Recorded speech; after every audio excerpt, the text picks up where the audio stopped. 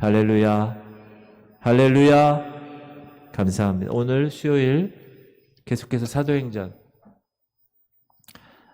오늘 5장 1절부터 11절 한번 먼저 뜻을 생각하며 제가 한 절 읽고 여러분 한 절 읽고 교도하십시다.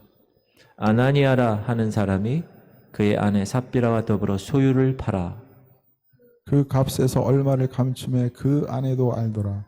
얼마만 가져다가 사도들의 발 앞에 두니 베드로가 이르되 아나니아야 어찌하여 사탄이 네 마음에 가득하여 네가 성령을 속이고 땅값 얼마를 감추었느냐. 땅이 그대로 있을 때에는 내 땅이 아니면 판 후에도 내 마음대로 할 수가 없더냐. 어찌하여 이를 내 마음에 두었느냐. 사람에게 거짓말한 것이 아니오 하나님께로다. 아나니아가 이 말을 듣고 엎드려져 혼이 떠나니 이 일을 듣는 사람이 다 크게 두려워하더라. 젊은 사람들이 일어나 시신을 싸고 메고 나가 장사하니라. 3시간쯤 지나 그의 아내가 그 일어난 일을 알지 못하고 들어오니 베드로가 이르되 그 땅 판값이 이것뿐이냐 내게 말하라 하니 이르되 예 이것뿐이라 하더라. 베드로가 이르되 너희가 어찌 함께 꾀하여 주의 영을 시험하려 하느냐. 보라 네 남편을 장사하고 오는 사람들의 발이 문 앞에 이르렀으니 또 너를 메어 나가리라 하니 곧 그가 베드로의 발 앞에 엎드려져 혼이 떠나는지라 젊은 사람들이 들어와 죽은 것을 보고 메어다가 그의 남편 곁에 장사하니 11절 다 같이 온 교회와 이 일을 듣는 사람들이 다 크게 두려워하니라. 아멘. 오늘 본문은 사도행전 1장부터 4장까지 엄청난 역사를 이루었던 그 일에 완전히 찬물을 확 끼얹는 사건의 말씀입니다. 오순절 성령 강림을 경험했습니다. 신자의 수가 3,000명이나 늘어났습니다. 베드로와 요한이 성령 충만하여서 성전 미문에서 구걸하던 안진뱅이를 걷게 했습니다. 5,000명이 믿기 시작했습니다. 예루살렘 교회가 점점 부흥하고 확산세가 강해지자 사내들인 공회에서 베드로와 요한을 잡았습니다. 협박했습니다. 그러나 그들은 담대히 이겨냈습니다. 외부의 핍박을 극복하고 교회는 또 교회 모여 서로 재물을 나누고 사도들의 발 앞에 재물을 두고 가난한 사람들 다 나눠주고 코인노니아 교제를 실천함으로 교회 교인들 지체관들의 깊은 사랑을 드디어 맛보기 시작하고 이 초대교회가 점점 하나님의 놀라운 은혜로 성장하게 될 때 바로 이때 아나니아와 삽비라 부부 사건이 일어난 겁니다. 지금 잘 나가고 있었는데 갑자기 찬물을 완전히 샥 끼얹는 사건이었어요. 오늘 말씀을 읽다 보면 겁이 납니다. 이 세상에 거짓말하지 않은 사람이 어디 있겠으며 거짓말했다고 즉각적으로 하나님 심판받아서 죽임을 당한다면 과연 누가 목숨을 부지할 수 있을까? 그러다 보니까 이 본문에 대한 해석, 이 본문에 대한 많은 질문들이 있습니다. 땅을 팔면 하나님께 전부 바쳐야 하나? 이들 부부의 죄악이 즉각적인 죽음을 가져올 만큼 심각했나? 하나님 너무 가혹한 것 아니야? 하나님의 심판받은 아나니아와 삽비라는 그 지옥에 떨어졌나? 이런 질문들이 계속해서 나옵니다. 자, 그러면 왜 하나님이 이 말씀을 성경에 기록하셨을까라는 것입니다. 모두 쉽게 답하기 어려운 질문들입니다. 오늘 본문을 통해서 특별히 부흥 일로에 있는 예루살렘 교회에서 일어난 이 사건이 가지는 의미가 뭘까? 그리고 오늘 주시는 교훈은 무엇인가? 우리가 함께 살펴보려고 합니다. 첫 번째는 하나님을 속였다는 것. 자, 아나니아와 삽비라 부부는 땅을 팔았어요. 근데 일부를 감추고 일부만을 사도들의 발 앞에 두었습니다. 그러면 이런 생각을 할 수 있어요. 도대체 아니 그것이 왜 이렇게 큰 죄가 되는가? 여러분 그거 자체는 죄가 되지 않습니다. 땅 팔아서 사도들 발 앞에 뒀는데 그게 죄인가요? 4절 시작. 땅이 그대로 있을 때는 내 땅이 아니며 판 후에도 내 마음대로 할 수가 없더냐 어찌하여 이 일을 내 마음에 두었느냐. 사람에게 거짓말한 것이 아니요 하나님께로다. 기독교는 돈을 죄라고 하진 않습니다. 재물 자체를. 땅을 팔아서 자신의 판단대로 사용할 수 있습니다. 일부만 드릴 수도 있고 일부도 안 드릴 수도 있었습니다. 사랑하는 성도님들, 그러니 땅 있는 분들 마음 놓고 땅 파셔도 됩니다. 네, 땅 가지신 분들. 그것이 죄가 되는 건 아니에요. 문제는 일부를 드리면서 전부를 드리는 것처럼 했다는 것. 이건 단순한 실수가 아닙니다. 자, 9절입니다. 시작. 베드로가 이르되 너희가 어찌 함께 꾀하여 주의 영을 시험하려 하느냐. 보라, 내 남편을 장사하고 오는 사람들의 발이 문 앞에 이르렀으니 또 너를 메어 내가리라 하니. 부부가, 아나니아와 삽비라 부부가 함께 꾀하고 함께 의도적으로 모의했다는 거예요. 이들 부부는 땅을 팔았습니다. 일부를 드리면서 전부를 드린다고 했던 것입니다. 이들의 어리석음은 뭐냐? 자기들이 그렇게 사람들을 속일 수 있다고 생각한 겁니다. 그걸 누가 알겠어요? 부부밖에 모르지. 그렇죠? 부부가 땅 팔아서 일부만 가져온 걸 누가, 베드로가 알겠어요? 누가 알겠어요? 아무도 모르는 거예요. 그런데 이런 행동은 단순히 같은 신앙 공동체 지체들에게 거짓말한 것이 아니라 누구에게 거짓말했다고요? 하나님께 거짓말을 한 것이다. 3절 시작. 베드로가 이르되 아나니아야 어찌하여 사단이 네 마음에 가득하여 네가 성령을 속이고 땅값 얼마를 감추었느냐. 성령을 속였다. 그런데 베드로는 이들이 성령을 속인 것이 사단이 마음에 가득하여 그렇게 했다는 거예요. 자, 성령으로 충만해야 할 성도의 마음 가운데 사단이 충만하게 되자 성령을 속일 수 있다는 담대함을 가지게 한 겁니다. 사람이 아니라 하나님을 속일 수 있고 성령님을 속일 수 있다는 생각, 그래서 함께 도모했다. 그것이 하나님 보시기에 심각한 죄였다는 거예요. 이 말씀을 묵상하면서 참 아쉽고 안타까운 것은 이 아나니아와 삽비라 부부가 만일 지체들 속이지 아니하고 그냥 하나님 속이지 아니하고 성령님 속이지 아니하고 그냥 있는 그대로 솔직하게 얼마가 되든 중요하지 않아요. 일부지만 주를 위해서 사용해 달라고 정말 진심으로 드렸다면 하나님이 얼마나 그것을 귀하게 여겼을까. 그렇죠?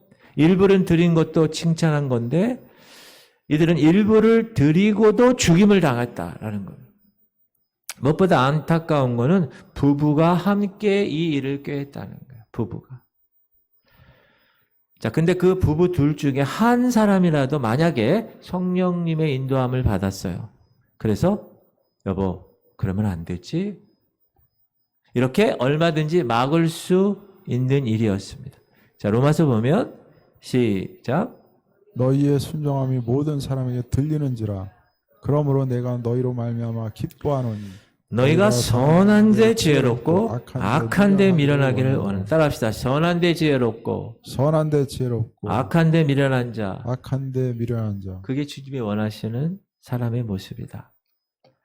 자, 우리 교회에도 부부들 이렇게 오시는 분, 제가 부부들 그분들께 권면하는데 하나님께서 둘을 짝지으신 이유가 있습니다.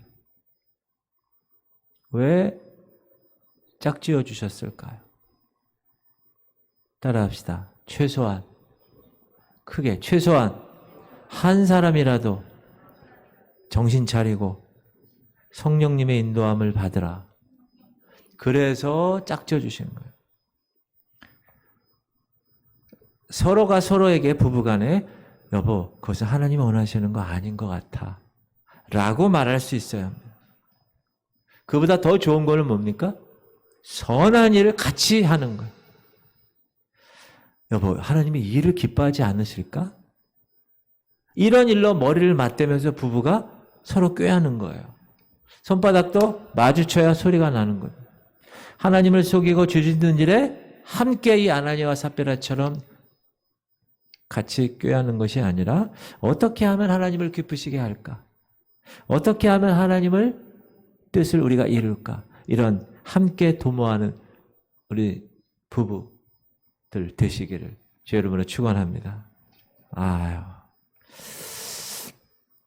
그렇다면 아나니아와 삽비라 부부는 왜 굳이 전부를 드린다고 했을까요? 여러분, 그냥 파는 거 일부 그냥 드리면 되지 왜 전부라고 얘기했을까? 땅을 실은 안 팔아도 돼요. 땅을 팔아도 그냥 자기 마음대로 사용할 수 있는 거예요. 그런데 왜 전부를 드리는 것처럼 사도들을 속이고 성령님을 속였을까? 시작. 구불에서 난 레위족 사람이 있으니 이름은 요셉이라 사도들이 일컬어 바나바라 번역하면 위로의 아들이라 하니 그가 밭이 있으면 팔아 그 값을 가지고 사도들의 발 앞에 두니라. 여기에 바나바라는 위로의 아들이란 사람의 이름이 나옵니다. 이 사람은 누구냐?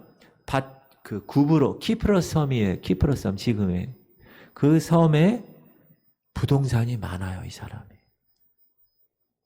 그 부동산을 팔아가지고 값을 사도들의 발 앞에 두었어요. 이 바나바는 구브로에서 태어난 사람이에요. 구브로가 고향이에요. 헬라파 유대인이고요. 원래 이름은 누구라고요? 요셉이에요. 요셉. 근데 그가 요셉이라고 얘기하지 아니하고 사람들이 바나바라고 얘기한 거예요. 그 뜻이 뭐라고요? 위로의 아들. 아주 위로해 주는. 그가 그 밭을 판 돈을 사도들에게 가져왔고 사도들은 그 돈으로 예루살렘 교회의 어려운 사람들을 도왔습니다. 그러니까 그 돈으로 통하여서 어떻게 했어요? 많은 사람들이 위로를 받은 거예요. 그래서 바나바스라는 위로의 아들이란 별칭을 얻게 된 것이에요. 근데 이 바나바는 이후에 이 예루살렘 교회, 지금 막 초대교회가 막 이렇게 나가고 있잖아요. 그 교회에서 중요한 역할을 맡게 되는데 어떤 역할이냐 면 바울이 다메섹에서 회심하잖아요. 그 청년. 그리고 예루살렘에 와요. 이제 뒤집어져서 와요. 하나님의 말씀을 위해 살아가려고. 그런데 아무도 환영해 주지 않아. 왜 환영해 주지 않을까요? 과거에 교회를 핍박했으니까.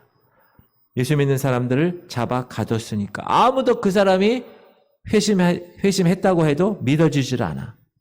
그때 바로 이 바울을 믿어주고 사도들과의 관계를 회복시켜준 주인공, 도와준 사람이 바로 바나바였다는 거예요. 그리고 이제 예루살렘을 쭉 올라가면 안티옥이라고 있어요. 안디옥. 그 안디옥에 이 예루살렘 교회에서 선교사를 한 명 파송하는데 2명을 그때 바울과 이 바나바를 보냅니다. 왜 보낼까요? 믿을 수 있는 사람이 된 것을 인정받았으니까. 그래서 성령의 인도하심을 따라 바울과 함께 선교사로 파송된 주인공이 바나바라는 거예요. 그러니까 예루살렘 교회가 탄생할 때부터 이 바나바는 그 교회의 신실한 성도였고 사도들과 성령님께 쓰임 받았던 귀한 인물이었다. 그런데 중요한 것은 아나니아와 삽비라가 그 사실을 알지요. 사도들이 주변 사람들하고 인정받는 저 바나바 너무나 부러웠던 거예요. 부동산을 팔아가지고 다 사도 발 앞에 둬서 그것으로 가난한 사람을 구제하니까 사람들이 그를 따르고 위로의 사람이라는 별칭도 주고 너무 부러운 거예요. 그러니 아나니아와 삽비라도 어떻게 하고 싶었어요? 하나님께 인정받고 싶었어요. 그래서 아나니아 삽비라도 부동산을 판 거예요. 그리고 밭을 다 팔아 들이다 보니까 어떻게 된 거예요? 갑자기 너무 아까운 거예요. 그래서 일부를 감추고 일부를 다 드린 것처럼 말한 것입니다. 자, 2가지를 하서 이 아나니아와 삽비라는 교회로부터 영적인 인정을 받고 싶었고 물질에 대한 욕심도 포기할 수가 없었던 거예요. 그러니까 이들이 사도들에게 드린 그것은 순수하게 이웃 사랑을 위해서 하나님께 드린 것이 아니라 자기의 명성과 자기의 지위를 위해서 그렇게 바친 것이다. 돈으로 영적인 리더십을 살려고 했던 것입니다. 사랑하는 성도님들, 영적인 리더십이죠. 영적인 인정은 하루아침에 얻을 수 있는 것이 아닙니다. 그것은요, 성령 충만한 가운데서 시간을 두면서 그 성품이 성령의 성품으로 다듬어지고 다스려지고 그렇게 1시간, 하루 이틀, 1년, 2년 하다 보면 성령의 열매가 맺혀지는 겁니다. 자, 바나바가 여러분 그렇게 인정받고 위로의 사람으로 인정받을 수 있었던 것은 그가 구부러 있는 부동산을 팔아서 그렇게 된 건가요? 아니에요. 거꾸로예요, 거꾸로. 한순간에 위로의 아들이 된 것이 아니라 그가 사랑과 희락과 화평과 오래 참과 자비, 이 자비의 성령의 열매로 살았기 때문에 그렇게 기쁨이 있으니까 자기 부동산까지도 기쁨으로 하나님께 드릴 수 있는 거였지, 내가 그 부동산을 팔므로 내가 인정받고 싶어서 그렇게 한 것이 아니었다라는 것입니다. 제일 먼저 우선순위가 내면의 변화라는 거예요. 내면의. 이 내면의 변화가 나의 외면의 행동으로 나타나게 된 것이지, 외면의 행동, 값을 판 것이 내 내면의 변화가 된 것은 아니었다. 내면의 변화가 행동으로 이어지고 그 행동이 다시 내면의 성품을 강화하는 과정을 통하여서 계속 성숙해지는 한 사람의 신앙 인격이 형성되는 거라는 것입니다. 그런데 아나니아와 삽비라는 한순간에 그것도 내면의 물질에 대한 욕망은 그대로 두는 거야. 그리고 외적으로 나타나는 영적인 인정함을 받고 싶은 거야. 그런 마음, 쉽게 말하면 따라합시다. 영적 한탕주의. 한 번에 영적으로 어떤 것을 얻으려는 것. 실은 아나니아와 삽비라는 자신의 그 내적인 욕망이 있잖아요. 그것을 어떻게 해야 돼요? 좀 더 겸손하게 내려놓고 성숙의 과정을 밟아 나가면서 하나님께 쓰임 받는 사람이 되었어야 되는 거예요. 그 부분은. 그런데 한순간에 높아지려고 그렇게 하나님을 속이다가 한순간에 죽음을 맞은 것입니다. 사랑하는 성도님들, 여러분의 속마음을 볼 수 있어야 합니다. 속아서는 안 되는 거예요. 겉으로는 영적 관심 갖는 것 같은데 내막은 내 욕망의 표출일 수가 있어요. 여러분이 하는 사역도 그럴 수 있어요. 하나님을 위해서 하는 것 같아. 그러나 내가 좀 인정받으려는 그러한 내면의 욕망의 표출일 수 있다. 그러므로 자기 마음의 사역도 마찬가지고 모든 하는 일의 동기, 그 동기가 정말 중요하다. 내가 정말 순수한 동기로 이 일을 하고 있는가를 점검해 봐야 됩니다. 하나님 앞에 순전한 마음으로, 하나님 앞에 정말 깨끗한 마음으로 순수한 동기를 가지고 나갈 때 진정한 성숙이 이루어지기 때문에 그렇습니다. 여러분, 하나님이 아나니아 삽비라의 돈을 원했을까요? 아닙니다. 여러분, 하나님이 여러분의 수중에 있는 재물을 원하실까요? 하나님은 창조하신 분이고 다 섭리하시는 분인데 그게 아닙니다. 하나님은 주인으로 모시고 살아가고 싶은 우리 마음의 중심을 보게 하시는 것입니다. 그 마음의 중심이 하나님께 있다면 재물은 주님을 위한 도구로 쓰임 받을 수밖에 없는 겁니다. 자, 인정받고 싶은 마음 다 있어요. 교회에서도 마찬가지, 가정에서도 마찬가지, 직장에서도 마찬가지야. 다 인정받고 싶은 마음이 있지만 그 마음의 중심이 먼저 하나님께로 향한 삶으로 내가 살고 있는가를 점검하는 그런 믿음의 수위가 높은 그런 성숙한 성도님들 다 되시기를 주의 이름으로 축원합니다. 세 번째는, 자, 하나님을 죽일 수 있는 그러니까 하나님을 무시하고 하나님을 속이고 어떤 그러한 큰 죄, 그리고 영적 한탕주의라는 어리석음, 우리가 다 이해할 수 있는데 그럼에도 불구하고 이렇게 부부를 한날에 죽인 것은 너무한 건 아닙니까? 하나님 꼭 이렇게까지 처리하셔야 되겠습니까? 라는 의문이 남을 수 있습니다. 그거는 성경학자들도 계속 말을 하는데, 자, 2절 볼까요? 시작. 그 값에서 얼마를 감춤에 그 안에도 알더라. 얼마만 가져다가 사도들의 발 앞에 두니. 이 구절에 사용된 감추다라는 단어가 있어요. 이 감추다라는 단어는 뭐냐면 횡령하다, 착복하다. 별로 좋은 의미가 아니죠. 근데 구약 성경은 히브리 말로 써 있는데 그 히브리 말을 헬라 사람들이 알게 하기 위해서 그 히브리 말을 헬라어로 번역한 70인 성경이 있어요. 헬라 성경이죠. 거기에 보면 이 감추다라는 단어가 나오는데 언제 나오느냐? 여러분 우리가 공부했던 여호수아에서 아간이 전리품 중에 일부를 감추죠. 기억나시죠? 자, 시작. 내가 노력한 물건 중에 신할 산의 아름다운 외투 한 벌과 은 200세겔과 그 무게가 50세겔 되는 금덩이 하나를 보고 탐내어 가졌나이다. 보소서 이제 그 물건들을 내 장막 가운데 땅속에 감추었는데 은은 그 밑에 있나이다 하더라. 하나님께서 모세를 대신해서 여호수아를 리더십으로 세워서 이제 가나안 정복을 시작하시죠. 요단강을 건너고 여리고 성을 함락시키고 승승장구합니다. 그런데 아이성에선 대패하죠. 패한 이유가 뭐죠? 아간이라는 사람이 돈과 옷을 훔쳐 감추었다는 거예요. 그 원인이 아간의 죄로 밝혀지죠. 지파를 딱 세우고 제비를 뽑아요. 뽑고 뽑아서 아간이 탁 당첨됩니다. 바로 그 사람 때문에 대패한 것이에요. 많은 성경학자들이 그래서 어떻게 하는가? 이 아나니아와 삽비라 부부 사건을 구약의 아간 사건이라고 칭하는 거예요. 왜냐하면 두 사건이 너무 유사한 거예요. 아간 사건은 어떤 시기 때 벌어졌는가? 출애굽한 이스라엘 백성이 가나안에 들어가면서 이제 처음에 이스라엘 나라가 건설될 때 벌어졌어요. 자, 오늘 아나니아 삽비라 사건도 성령 강림으로 인하여 예루살렘 교회가 이제 3,000명, 5,000명으로 이제 초대 교회가 시작될 때 일어난 사건입니다. 둘 다 이 이스라엘의 교회 공동체가 전진하는 것을 중단시키는 중대한 사건이었다.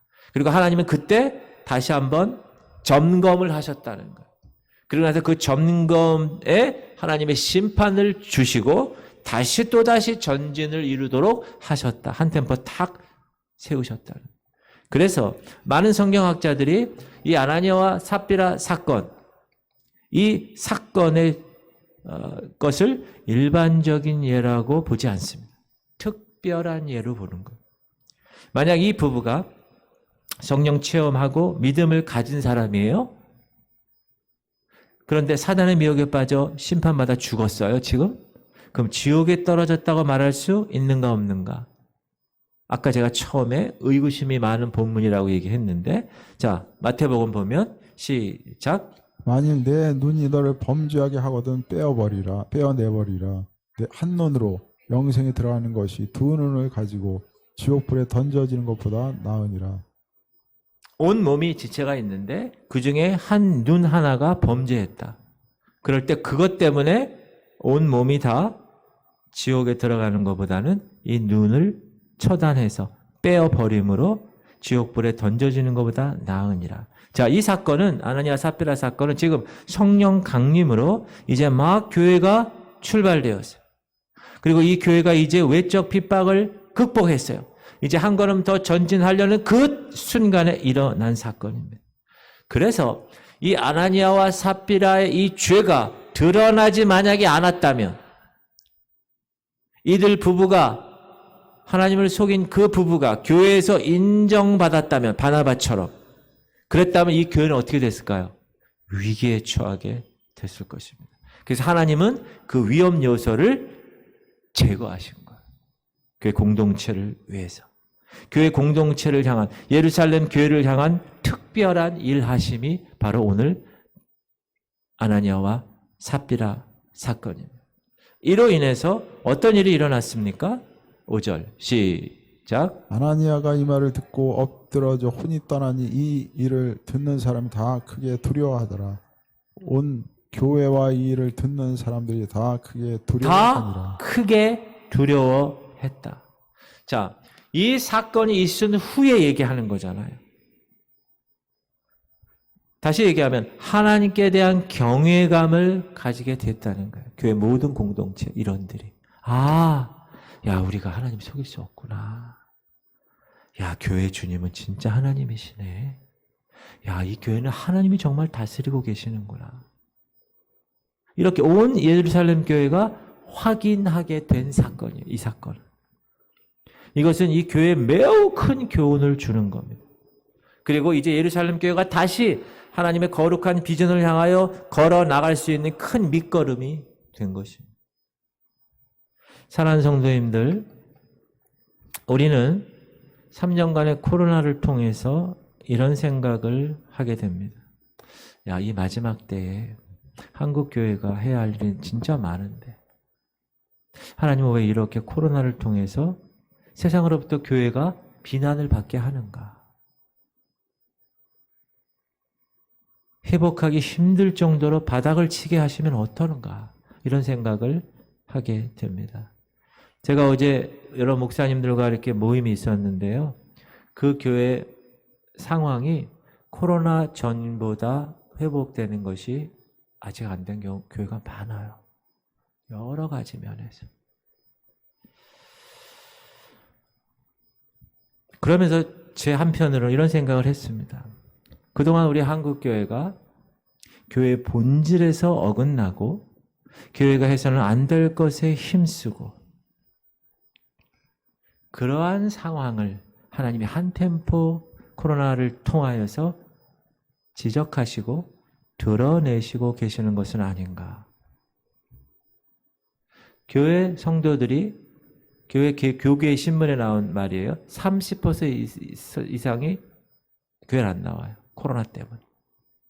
그런 생각을 하면서 그동안 제대로 믿지 않았던 어중이 떠중이 교인들이 있는데 그들이 이제 다 코로나로 인해 떨어져 나가고 이제 제대로 믿는 사람들만 교회에 남은 것은 아닌가.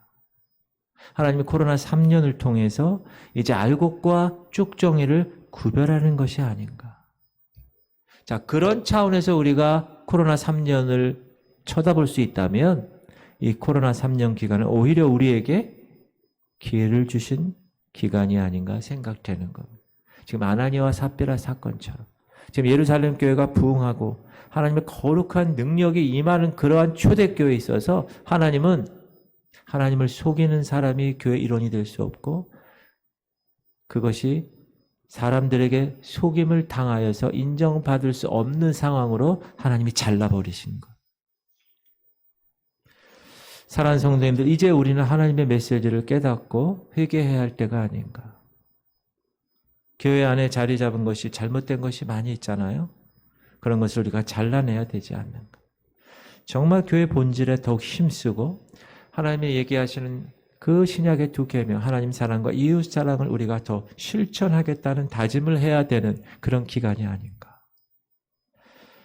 과거 70년대, 80년대 우리 한국교회 부흥에 사로잡혀서 과신하지 말고 다시 시작하는 마음으로 다시 리셋. 여러분 컴퓨터가 막 운영되다가 탁 멈춰. 그러면 제일 하는 방법이 뭔지 아세요? 다시 재부팅하는 거예요. 다시 초기화시키는 거예요.